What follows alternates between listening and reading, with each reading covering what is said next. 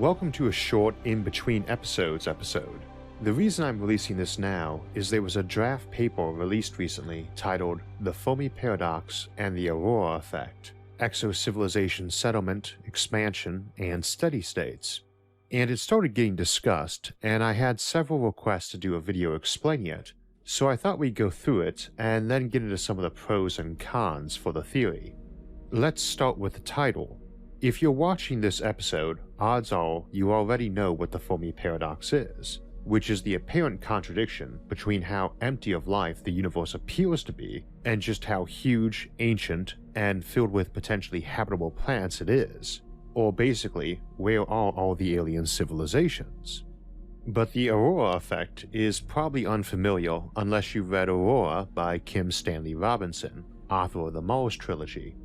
We'll use the definition from the paper that good worlds are hard to find, which is to say, just because you might find a planet you could settle and terraform, doesn't mean it's really one you'd invest effort into, or for that matter, be able to transplant a civilization there that could successfully grow. History is full of settlements that failed or stalled out after all. Let me start by saying that I have issues with the theory, which I'll expand on once I've laid out what that theory is. So let's first go through the paper in a more relatable way so we understand what it is all about.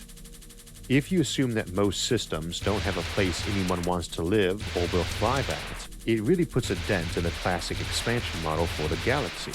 That assumes you colonize in a first wave from Earth, our solar system anyway, and then those colonies colonize those near them eventually, who do the same.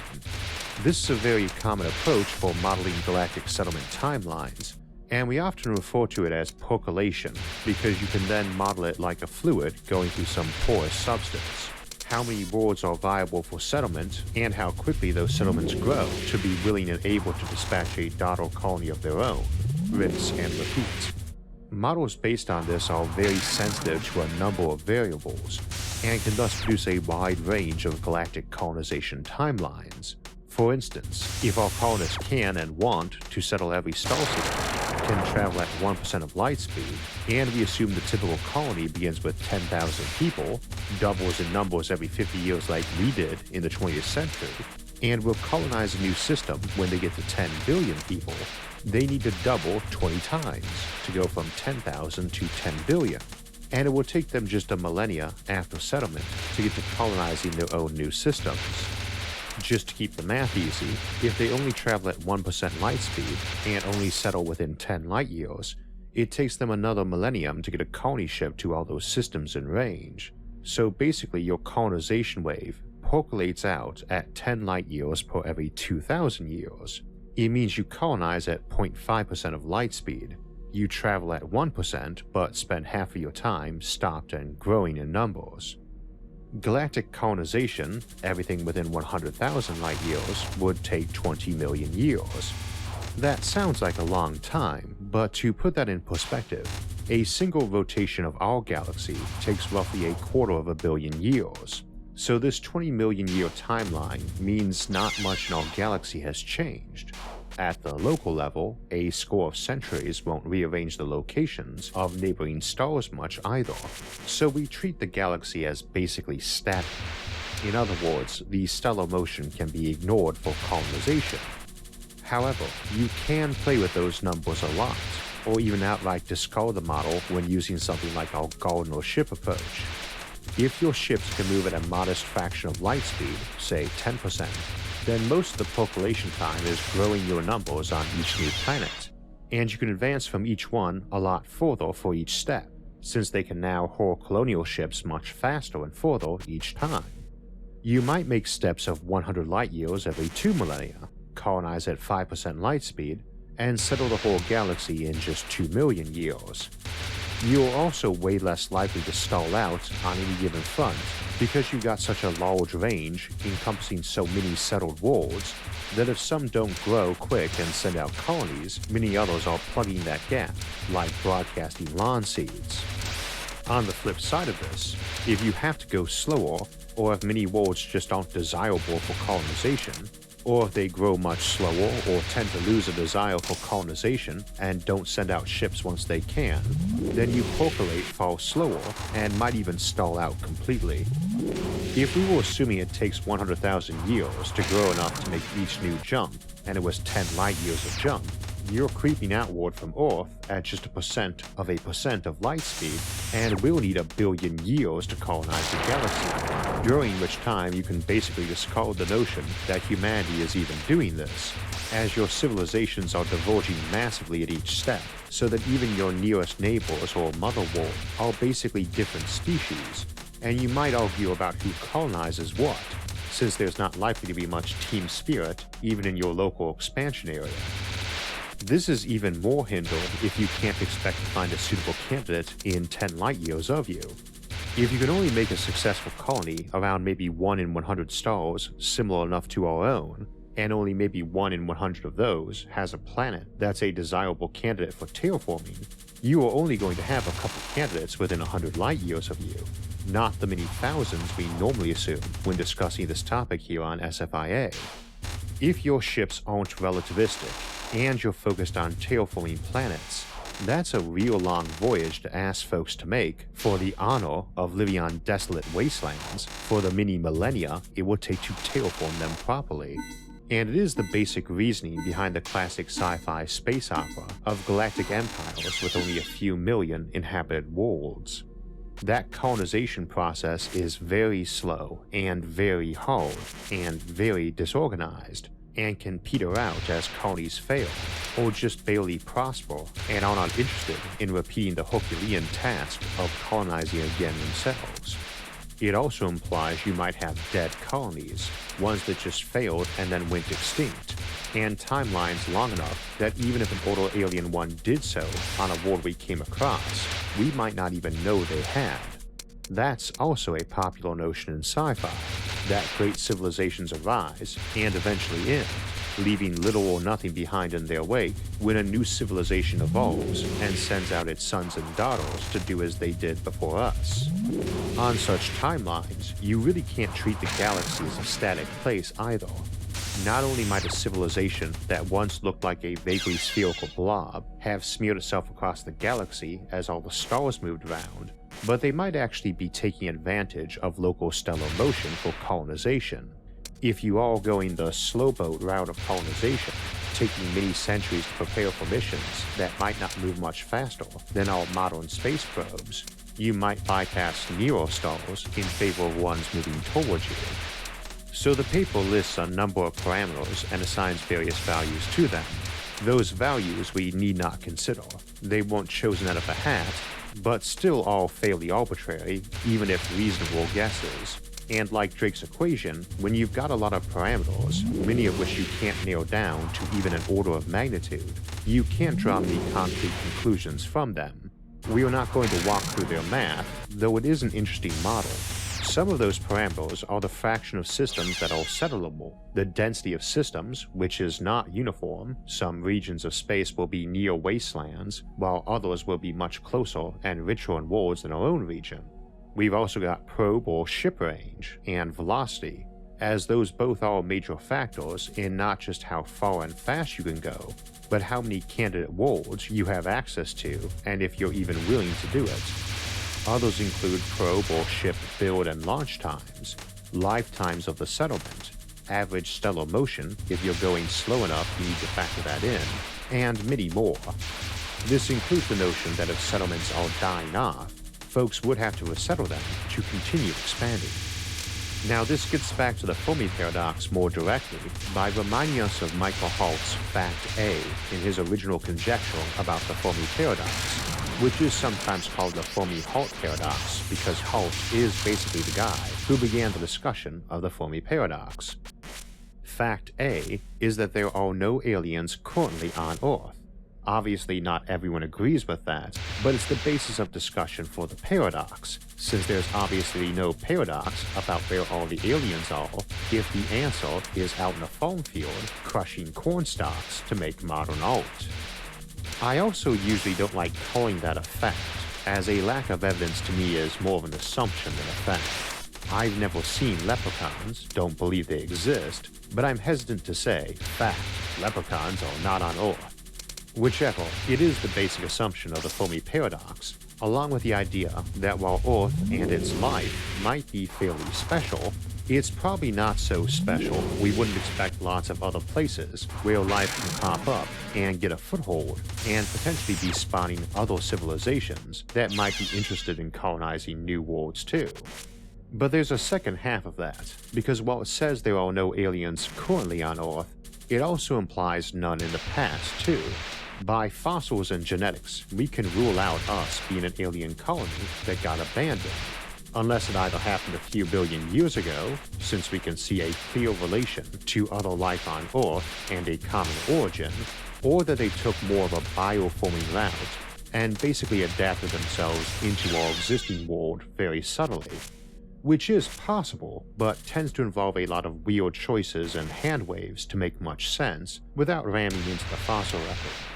That brings us to an outright failed colony, one that just didn't take off and was being done to minimize disruption to the local and current life, and could maybe escape notice in the fossil record. Just to throw one out there for daydreaming, if some aliens came here 65 million years ago and settled near Yucatan, they might have domed things over at their base to avoid too much back and forth ecological leakage while they were setting up. And since they and their own life would probably not match well for existing conditions. That's something we'd do. Even if we meant to totally replace the ecosystem already on our world, we'd want to study it in detail first and keep ourselves isolated.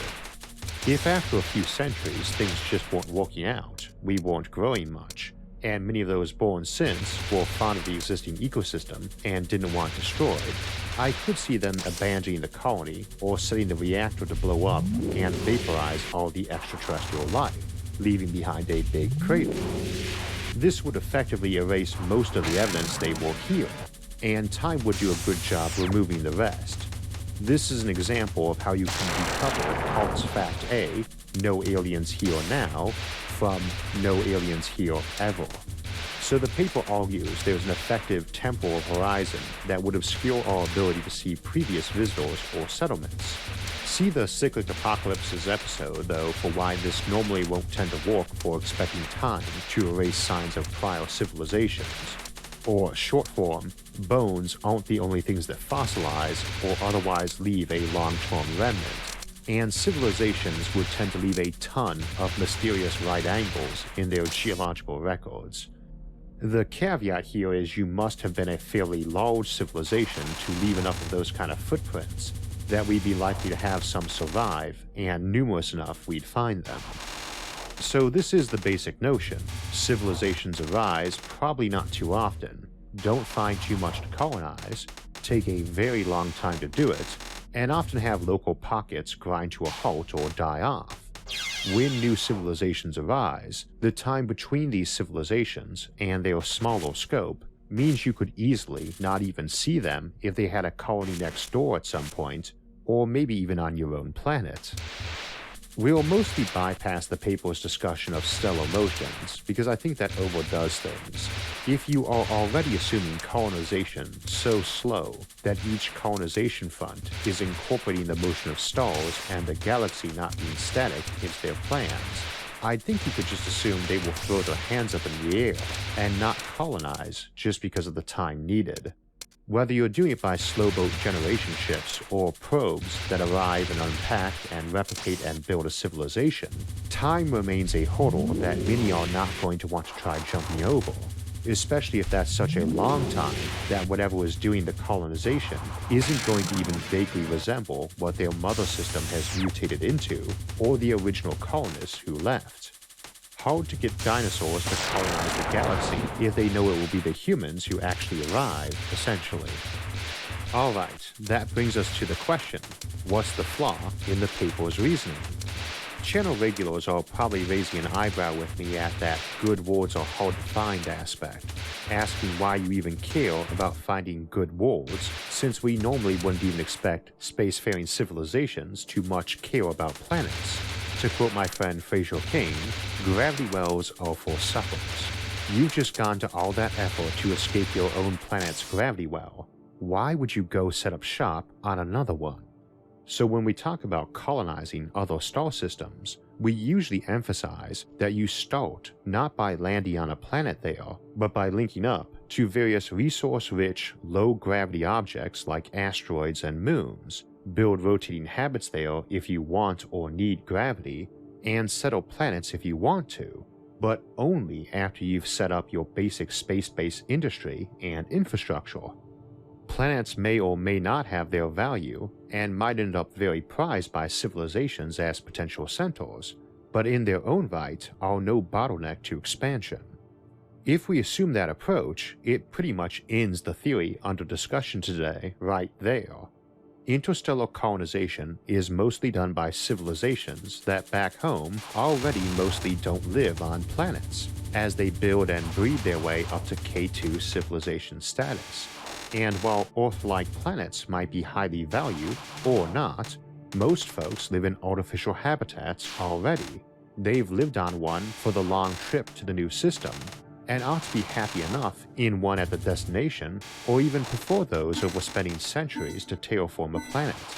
Such being the case, virtually every star and planet, habitable or not, becomes prime real estate, because to you, they are really just an electric outlet and building supply shop.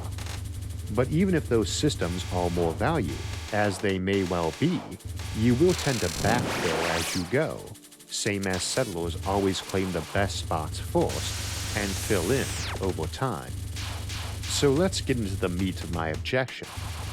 This concept is very dependent on the notion that colonists are likely to be either limited or picky about what systems they settle, and might tend to fail even then.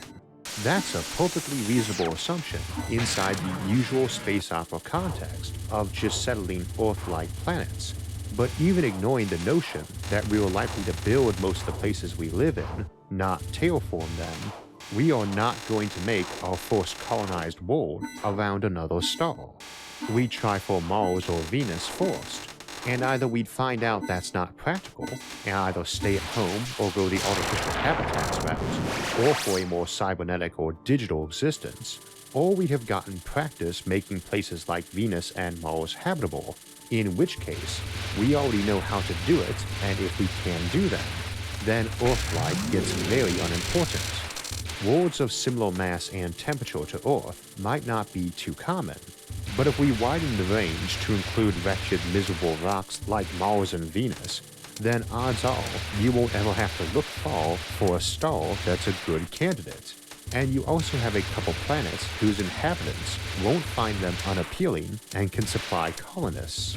Even if you expand the habitable world definition to be safe, amenable star systems, without exposure to dangerous stellar events like supernovae, pulsars, and quasars, the time horizons and backfilling of systems from continued growth will just leave gaps in your galaxy's colonization, not roadblocks. The second flaw is that it probably won't be a process of planet hopping anyway.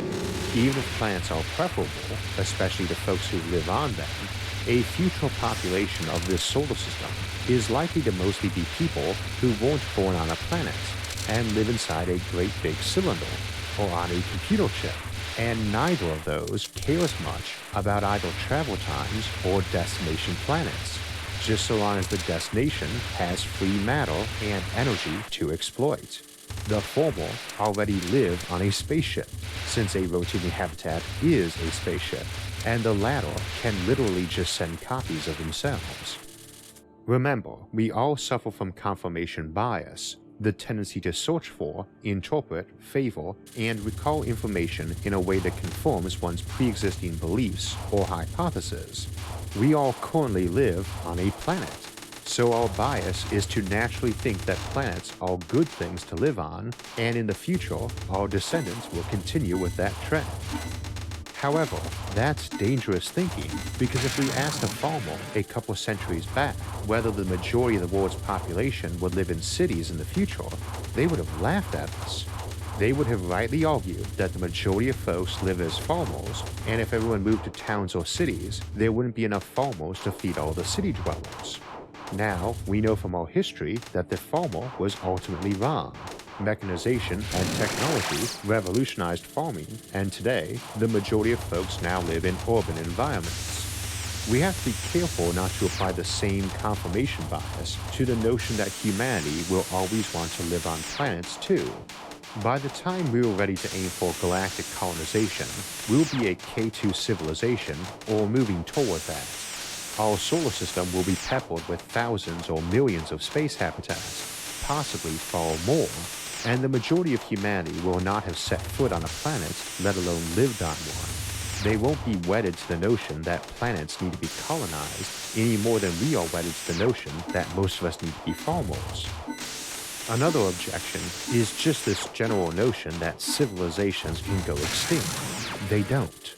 They can collapse, and we've tons of examples, but they don't just die off without external pressures, usually a rival civilization eroding them, even more so when they are high-tech and thus resilient to things like natural disasters. Collapse is not synonymous with extinction then, it's just an alteration, usually to something tougher and stronger, except for when discussed by a historian who had a crush on the civilization under discussion and dislikes the barbarians who ended them. I don't usually like to broaden the term evolution to include social aspects, but it's valid on longer timelines and particularly in this case. Applying the survival of the fittest litmus tests to a large sample size, you should generally expect civilizations over time to get better, not worse, at surviving. You can argue that evolution, which generally breeds to make things tougher and more adapted to their area, does not apply to high-tech civilizations. But it basically does not, because through forethought, planning, and strategy, we can do better than random odds, which again kind of negates the notion that such civilizations will dwindle on new worlds when they're drawing on centuries of planning and prior experience and know what challenges await them. And even if we accept the idea that a combination of slow colonization, a low fraction of settled worlds of stars available, and modest long-term success rates for colonies would create silent bubbles in our galaxy, that won't necessarily solve the Fermi paradox. It will strongly depend on the visibility of civilizations. Even if Earth is in the middle of a 1,000-light-year bubble of space that's not settled yet, or not anymore, the closest Dyson swarm or space beacon may still be visible, especially as the folks living there know they are not alone and not hidden, since their launch would have been a big and recorded event, thus have every reason to be heard and none to hide, and we see none. Or short form, it's a good theory for the more classic notions of planet colonization, but like a lot of Fermi paradox approaches for intelligent life being reasonably common, it's leaning too heavily on classic notions of settling new places. What we tend to expect is our own system boasting many trillions of people living in space habitats that aren't too interested in living on or colonizing planets. If you're curious about some of the solutions we've discussed for that, check out our Generation Shift series or Outward Bound series. And if you want to know more about other solutions for the Fermi paradox or the problems with them, try our Fermi paradox series.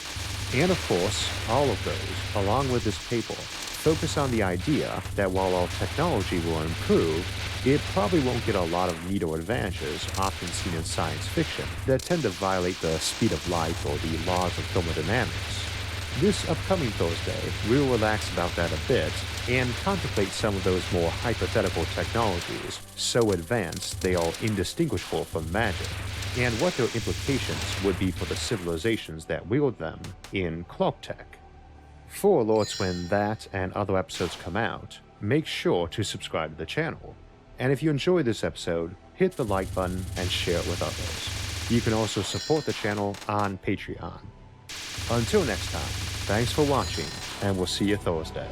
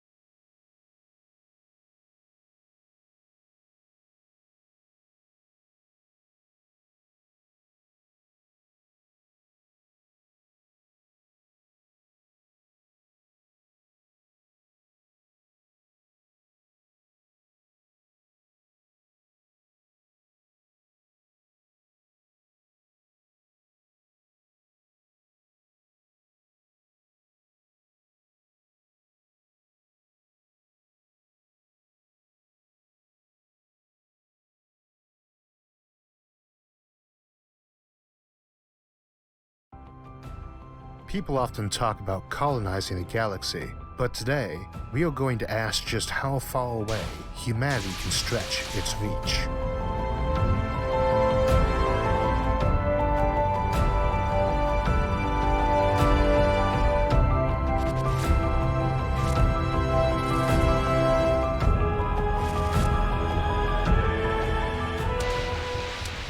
So today, we are wrapping up the third year of Science and Futurism with Isaac Arthur, and I am your aforementioned host, Isaac Arthur. It's been quite a year, and a long trip from our first year, which only had 15 episodes, not the weekly setup we started partway into year 2. We closed that first year out by discussing interstellar colonization, and I mentioned near the end of that you didn't have to stop at the galaxy's edge. 2 years and 100 episodes later, it seems appropriate to continue that topic, and to reflect a bit on some of the concepts we've discussed since then and how they impact today's subject. We've discussed many times how you might travel to another solar system and colonize it, if you were constrained by the speed of light. Indeed, we tend to assume moving at only a fraction of that speed. To do that, especially with classic humans, rather than some robotic probe or seed ship, requires massive vessels that are almost miniature planets themselves, able to contain everything you need to start up an ecosystem at your destination and keep thousands of people alive either during the flight or in some sort of stasis to be awoken on arrival. We saw that was possible, maybe even with modern science and technology, that you could send out ships for century-long journeys. What's interesting is that in most fiction, where they often have faster-than-light or FTL travel methods, able to move someone across a whole galaxy in maybe moments or maybe a few years, almost none of those sprawling galactic empires ever seems to settle other galaxies. That does make sense when you have a galaxy already full of other intelligent life forms, since you can assume other galaxies will have their own too, and not welcome colonists from outside. And it is a long trip just to say hello. However, we see it even in fiction where humanity has the whole galaxy to itself, and no special reason to think neighboring galaxies will have existing civilizations. When that's the case, it makes a lot less sense. If you've got a spaceship able to cross the whole galaxy in a year, crossing to another galaxy should not be a problem. Distances between galaxies don't scale up like distances between planets or stars. Stars are typically hundreds of thousands of times further away from our sun than other planets are from Earth. And the distance to the moon, still the only other world a human has set foot on, is about 100 millionth the distance to the nearest star. Alternatively, galaxies are a lot closer together, relatively speaking. The Magellanic Cloud dwarf galaxies are closer to some stars in our galaxy than they are to the stars on the other side of the galaxy from them, and even Andromeda, the nearest large galaxy to ours, is only about 20 times further away than the galaxy is wide. So there's no reason why, if you thought the neighboring galaxy was empty of civilizations, you couldn't make that trip if you've got spaceships that can cross the galaxy in a year, because they can get to Andromeda in 20. That would barely count as a generational arc ship, something we can almost do now, and should be child's play for most galactic civilizations we know from fiction. The other big thing to keep in mind is that space between us and other galaxies is not empty. If we view galaxies as continents, with intergalactic space as the ocean, there are plenty of little islands to use as waypoints. There are a lot of stars in between, and galaxies don't have firmly defined edges either. Also, stars are often ejected from the galaxy, much like how planets can get ejected from a solar system. We aren't sure how many of these stars there are yet. I've seen estimates as high as half of stars being intergalactic, but there's decent confidence of it being 10% of stellar mass or higher. Equal or lesser populations than galaxies, it's still spread over a much larger volume, so these stars are much farther apart, light centuries, not light years, but they make potential waypoints on a trip. Decent ones too, because while most stars on the outskirts of a galaxy have low metallicity, and so probably not a lot of rocky material nearby, often these ejected ones were tossed out by passing near the central black hole of our galaxy and are higher in metallicity. Add to that, while an ejection of a planet from a system or a star from a galaxy often strips it of its satellites, it also often does not. And the closer the satellite is to its parent, the less likely it will be ejected. So the rockier inner planets of a system are more likely to be retained. That means these waypoints could have plenty of raw materials to use to refuel and repair, and potentially have planets to settle on. You don't necessarily have to go sundiving to capture fuel and raw materials on some Icarus-like plunge into the star to pick up material, like we saw from the spaceship Destiny in Stargate Universe, one of the few sci-fi franchises to seriously tackle intergalactic travel and timelines.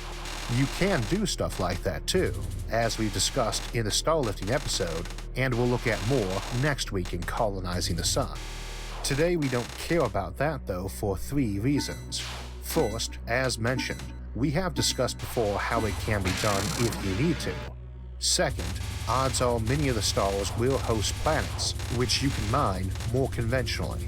But third, you normally don't stop on interstellar voyages to refuel. Oh, in fiction you often do. They tend to have FTL systems that are non-inertial, a warp drive that requires constant power input to maintain its speed rather than just coasting along, or wormholes or gates or hyperspace jumps with maximum ranges that leave you stopped relative to the local area, rather than needing to burn a ton of fuel to slow down and then more to speed back up when you're done. Normally in interstellar space, you head to your destination without stopping, because doing so costs you time and gains you nothing. And while I always say it would be nice to have FTL, it doesn't really look like it is in the cards. Nor do we really know the logistics involved if it was, since they are different for every hypothetical drive system. So we always try to look at the future, assuming no new physics, and see if we can tackle a problem anyway. Normally you wouldn't want to stop a ship en route to another galaxy, or so we assume, since it would tend to involve a not quite straight path between various intergalactic stars, and that wouldn't seem to make sense, but we will be giving that a second look today. We also do have an existing precedent for stopping an interstellar spaceship. In the Life in a Space Colony series, we examined a ship called Unity, a large interstellar vessel kilometers long, carrying hundreds of thousands of passengers. After they arrived at their destination, they realized they did not really need to stop and stay there. They had all the manufacturing ability needed to take raw materials and build anything in the ship's structure or colonizing inventory. This was up to and including the colonists themselves, since they were making journeys of many decades and could easily replenish their colonist pool simply by keeping a decent portion of them on the ship to breed more colonists for the next stop. We gave them both life extension and the ability to freeze people and thaw them out. Although both technologies were handy for growing the colonist numbers, they weren't truly necessary since people weren't dying off and could continue to have children and maintain a crew with the same goals and traditions. So this ship, Unity, decided it could transform itself from a regular interstellar arc ship with one destination in mind into what we called a gardener ship, one that stops at a system, builds a colony, picks up new raw materials and fuels, and heads off to a new destination.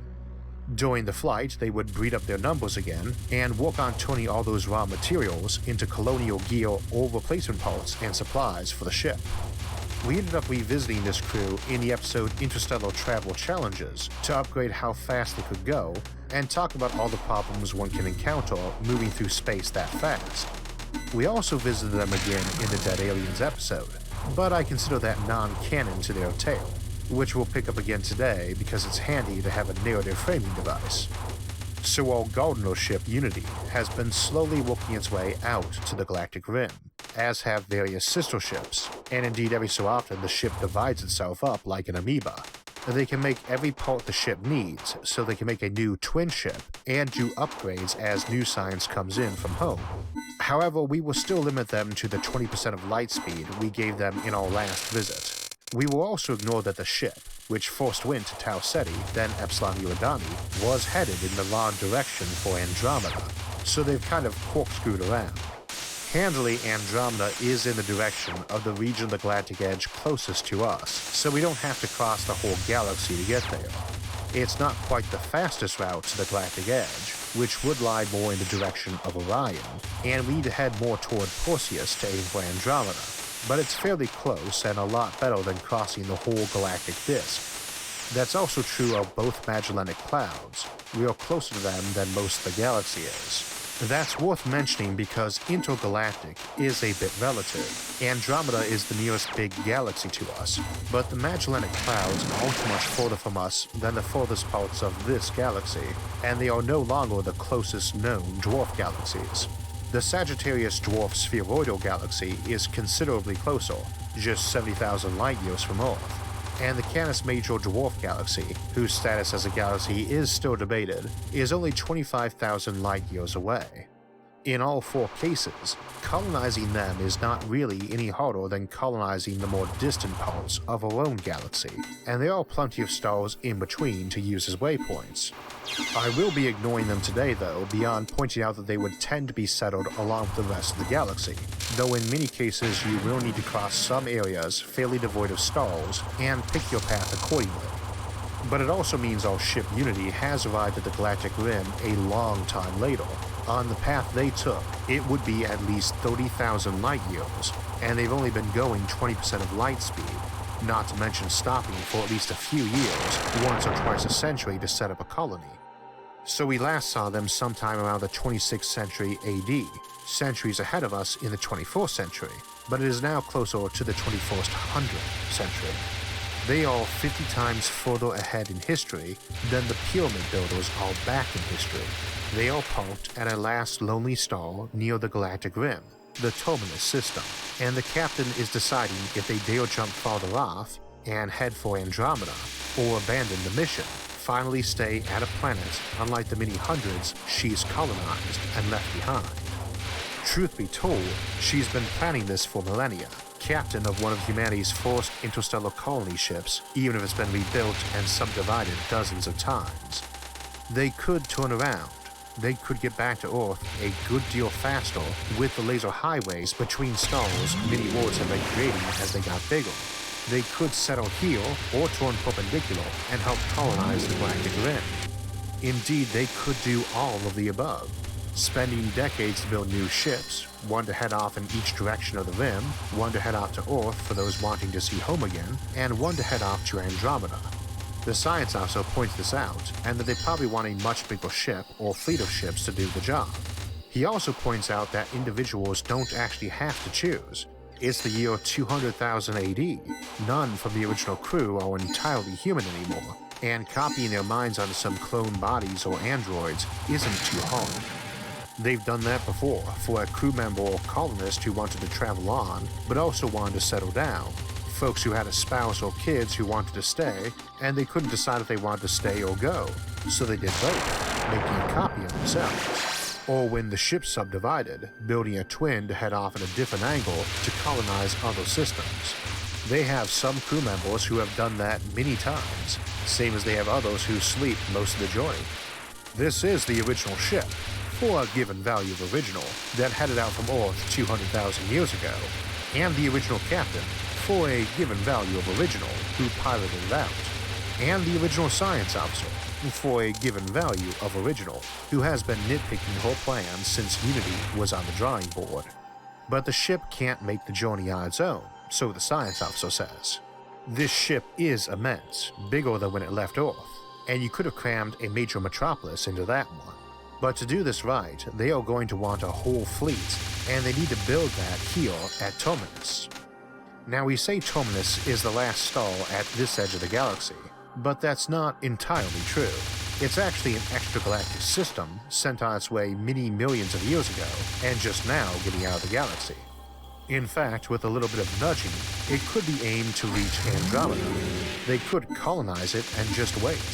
Andromeda is, after all, set to merge with the Milky Way galaxy in a few billion years, and they could get this whole system to arrive there a good deal sooner than that. There is a highly advanced technology called a Shakada thruster, whose design is actually a very simplistic one.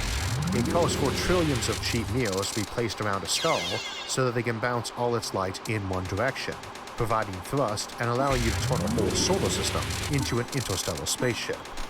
You can also boost that speed by using the solar wind of the star as propellant, or modifying star-lifting technology to create a giant plasma drive. Normally, this is no way to cross between stars. They take half of forever to get up to speed, but while it takes millions of years for them to get up to even modest interstellar velocities, it also takes millions of years to travel between galaxies. At their current cruising speed of 20% of light speed, they would need 10 million years to get to Andromeda. It's been 50 times as long since this ship was built as between then and when the pyramids were built, and it will be 50 times as long as their entire past journey to get to Andromeda this way. They could turn the entire Terminus system into one huge spaceship. Technologically speaking, it's simplistic, and head off to Andromeda that way. However, it will take longer, meaning tens of millions of years at least. Potentially, they could use a miniaturized version of this, turning a gas giant into a giant fusion-driven ship. But fundamentally, this is just a supersized version of the ship they already have. The captain mulls both options over, but rejects them. She has been dreaming of being the first to set foot in another galaxy for thousands of years, and that's the kind of commitment that borders on the obsessive. Tell me, how do we do it fastest? That's what she wants to know. And why a fleet? Why not a bigger ship? Why even a bigger ship?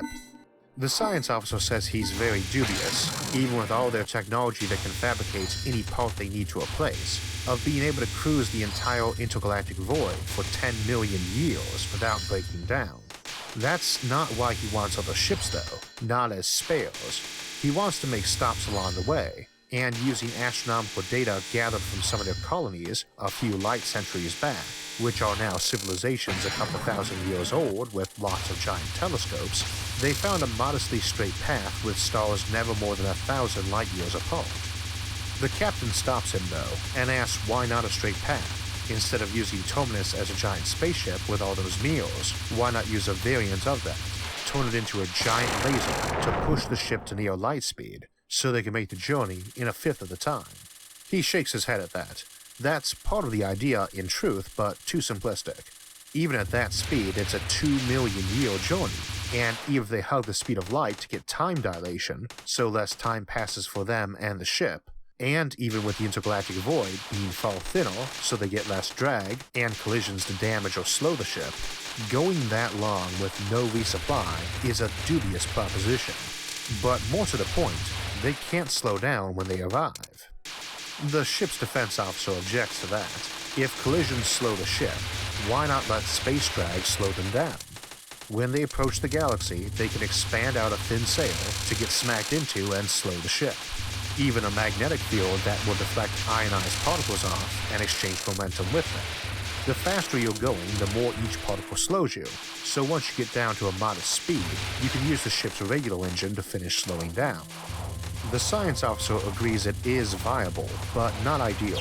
Such a slowdown still takes a huge amount of time and distance, and would leave them a huge distance from any possible help and needing to ration out their supplies on the whole journey with not much margin for error, and on something totally untested.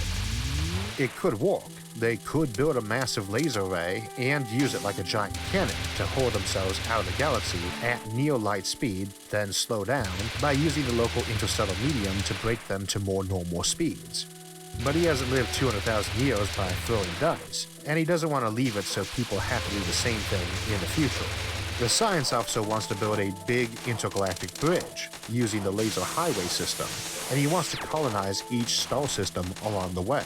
By doing that, they will always be in some sort of range of civilization, and future ships will be able to cross at near light speed safely, with each bridge star from Terminus running a laser relay to push ships faster or slow them down. Done this way, people can always go home, or send follow-up missions that will be able to catch up to them and reinforce them. Done the other way, it's a bit like boarding your ships when you reach a new shore. What they'll do is build a fleet. Once everyone is up to speed, they'll accelerate a bit more than they normally could slow down from. Then they'll transfer some extra fuel from each ship to one ship, which they'll all then push on with their prow-mounted lasers, speeding it up a bit, and it's got fuel to slow down from a slightly higher velocity. When it arrives at the next target system, it will get to work building lasers to slow them all down, though they've already slowed a bit pushing that vanguard ship. If the Vanguard fails in its job, they can cannibalize fuel from the various ships, transfer people over, and jettison some mass to ensure they can still slow down at the destination system. They'll have many stopovers to practice this and get it down right, and after thousands of years of doing century-long trips, they're confident they can keep the ships running through their normal methods for the few thousand years most of the intergalactic jumps will take. Better yet, with each system along the way colonized and with a pushing laser there, they can arrange for critical resupply if something goes wrong. They can just wait at that next system or slow down as much as they can and go mostly on ice till rescue arrives, even if that takes thousands of years. Thousands of years sounds like an eternity, but it's nothing compared to millions, and that's your best time for rescue if you aren't doing stopovers. You're also sailing through mostly empty intergalactic void if something goes wrong here, and probably slower than before, not plowing through an uncharted galaxy at relativistic speeds. It's very iffy if a frozen body could be revived after millions of years, too. Thousands would probably leave something to work with in terms of brain structure, and is a lot more realistic for a digital copy of a mind to repair off of. And you only have to go that route if you're getting critical failure across the fleet. Most of the time, if something goes wrong, you could transfer to another ship and cannibalize some for fuel or material to repair and slow down. When you're done, even though it takes around 10 million years, you've been busy the whole time founding new colonies that can still talk to each other and send ships through at very relativistic speeds, enough that the journey will seem shorter to them from time dilation. Those ships only need enough extra fuel and supplies to course correct to the next relay point if something goes wrong there, and it will be a whole colonized system. Subsequent intergalactic trips will occur at nearly light speed, including follow-up colonization missions. What's more, if it turns out the galaxy you are arriving at is occupied, and 10 million years is a long enough time frame that something might have evolved from chimpanzee to interstellar civilization in that time, you do have a way to go home. So Unity sets off from the Terminus system toward the Andromeda Galaxy, and their first waypoint along the way. And assuming nothing goes wrong, it will take them a bit less than 10 million years to arrive, using only fusion and lasers to do it. Technology is probably fully developed by the end of the 21st century. Okay, let's consider some other scenarios. First, we mentioned you could mobilize an entire solar system as one giant space arm. The straight Shikara thruster route is the technologically easiest approach, but via star lifting you can accelerate a lot faster by firing helium out as propellant, siphoning out heavier elements in the star for construction, and recycling hydrogen back down for the star to eventually burn, perhaps. This same technique can be used galaxy-wide, and we'll come back to that in a moment. But it's worth remembering that galaxies are not static, and that Andromeda is headed toward us. That's actually quite rare. Virtually every galaxy is moving away from us, and the further away they are, the faster they are moving. Some folks ask how far off we could colonize the universe if it was empty. And the answer is that your absolute maximum depends on how fast your ships can travel versus what the redshift of the target galaxy is. That's about 20 kilometers per second for every million light-years of distance, or 20,000 kilometers at 1 billion light-years, about 7% of light speed. Our ships were averaging about 20% of light speed, so it could catch up to a galaxy moving just under 20% of light speed, some 3 billion light-years away, though it would take longer than the universe is old to arrive with such a slow relative speed, just a little faster towards its destination than that destination is moving away. Fortunately, the closer you get, the slower it will be moving away, but unless you want to take half of eternity to get to your destination, you don't aim for anything moving away at much more than maybe half your maximum speed. This is part of why, when asked, I usually say 1 billion light-years is about as far as humans can colonize without FTL systems. That's a lot of living space too, many thousands of galaxies. However, we do have other drive options. That laser slingshot and magnetic sail slowdown method from earlier would probably work. It's not ideal for interstellar travel to neighboring stars, but it ought to work over much larger distances, even well short of intergalactic ones, and you could do it at every waypoint. It only takes a year at 1G of thrust to get near light speed, and the same to go back down, so you can get away with stopping between stars as waypoints without losing much time, at least when those distances are much larger than the normal interstellar scale. Slowing down without fuel by collision or magnetic braking is all about how fast you are going, how thick the interstellar or intergalactic dust and gas are, and how big your braking sail is. But think centuries, not minutes, even for an immense sail. That aside, and ignoring our example of Unity today, it would probably be how I would do it. We also have options for black hole drives or antimatter drives or maybe quark fusion or some other new concept, which might allow higher travel speeds and expand that radius we might colonize a lot. However, I said that was part of the reason I usually put it at 1 billion light years. There are 3 others. First, it does take time to colonize places, and most colonists will want to go to the nearest and easiest empty place.